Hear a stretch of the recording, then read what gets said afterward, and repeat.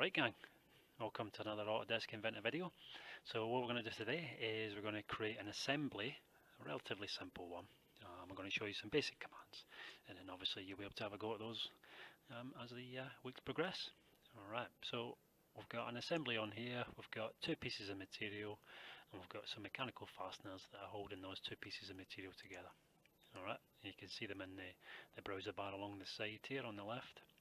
Okay, I'm going to show you in a future video on how to access a bank of resources such as these fasteners you can see on the screen, and lots of other things.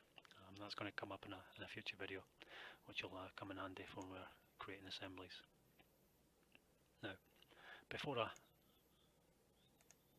start to move on, just caveat, various different ways you can assemble things. I'll show you a couple of different techniques. You can have a go, you can work out what's best for yourself. Alright, as always, we're going to need to open up a new file so we can start something fresh. So we're going to come up to File, we're going to click on the File tab, we're going to go to New, the dialog box will open, making sure I've got metric. I'm going to make sure I've got a standard IEM. Now the IEM tells me it's an assembly file, unlike the IPT or the IDW or the IPN. I'm looking for a standard IEM. I'm going to select create. Okay, then what I'm going to do now is I'm going to go and get those two components that were represented in the previous image and I'm going to pop them into this assembly. Okay, now this is just a nice simple product that we've generated, but obviously as you're doing yours it may be a little bit more complicated than this, hence the reason we're building up those skills. So what I've done is I've dropped a component into the workspace and then it's actually asking me, do I want another one of these? Okay, now the answer to this is no, so I want to right click on that image and then just select OK, and what that'll do is it will leave that in. Alright, I'm going to go and get the next component, which is this one. I'm going to open that up and I'm going to left click on the screen, and again, do I want another one?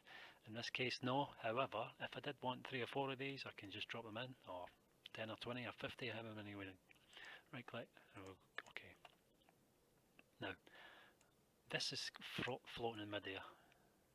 Okay, the first component I put in, I'm actually going to ground that.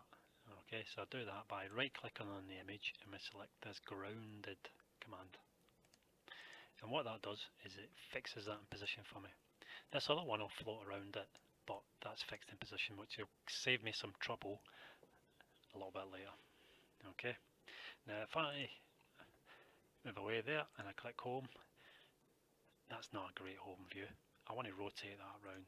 Now I've shown you this in a separate video, but obviously if this is new to you, what we'll have to do is select the image that I'm looking for. In this case I want that one, and I'm going to right click on the view cube and I'm going to set current view as home, and I'm going to do fit to view. Okay, I'm going to swing this round and I'm going to actually call this my front view. So get a flat surface, right click, set current view as front, there we go. Okay, so I'm going to click that one there. Again, this is still free to move, so we may go back and actually reset those views a little bit later. Okay, now as always, there's, as I've mentioned earlier, there's always a number of different ways you can do things within Autodesk Inventor. If you get two engineers, they'll do two different things, end up with the same solution. So I'm going to show you a couple of different bits and pieces and then you can make your mind up what's easiest. Now one of the techniques we're going to use here is we're going to line work planes up with one another. Okay, so I'm going to actually switch my work planes on in these models, and the work planes that I'm looking for is this XY plane. I'm going to select visibility. Now you can go back to your original model and do that, but obviously this just saves a little bit of time. So we'll go there, visibility, there. And if you want to clear your browser up a little bit, you can just switch them. Alright, so I'm going to take this component which is on the top and I'm going to put it onto the one on the bottom. Alright, so I'm going to come up, I'll do constrain, and I'm looking for this mate command here. Now there are other features within here that we can constrain. Constrain just means you're going to fix an object to someone else, but the constraint we're looking for this time is this mate So what I'm going to do, I'm going to take this surface, left click on it, and I'm going to take this surface, and you can see the little arrow is pointing whatever direction that's going to happen, and I'm going to left click on that as well. And that little click you can hear is telling you that a constraint has been made. Okay, I'm going to apply that.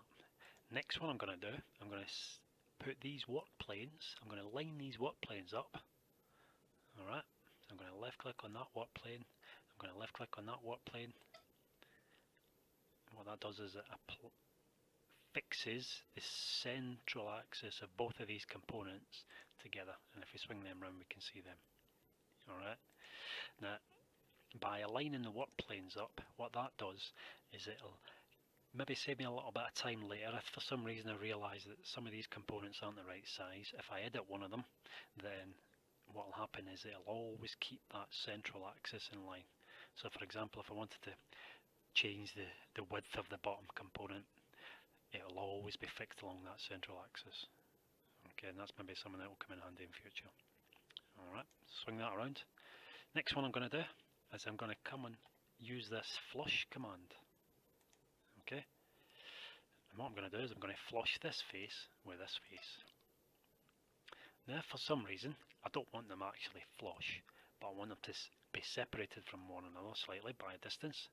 Then what I can actually do is I can put an offset in here, and what that does is it moves it back and forward depending on the dimension that I put in. Okay, so for example, if you want this face here to sit 10mm away from this face, then you can put your offset in, and as you'll notice in this case I've had to put a minus in so that it sends it the opposite direction, but if I take that minus away it brings it back that way. Okay, but again, as we actually want these to be flush. Alright, so I'm going to apply that, and I'm going to cancel that now because I've done what I want in that case. So what that means now is that these components are now fixed on one another. Now this is when you find out, when you swing it around, that your holes are in the right place.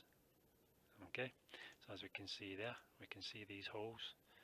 If for some reason when you've been modelling the initial two models you haven't put the holes in the right place, then you can see that maybe slightly offset so they won't be lining up.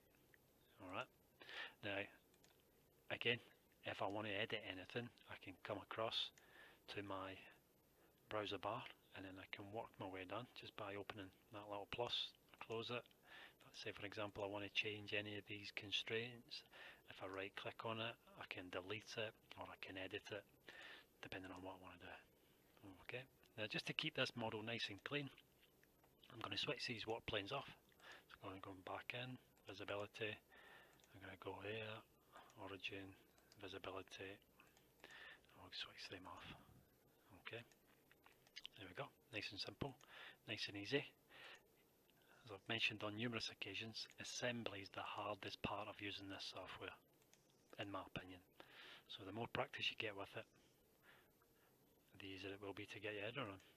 Alright, so hopefully that'll be of use to you, and I look forward to seeing you work over the next couple of weeks. Thanks for listening. Take care. Bye.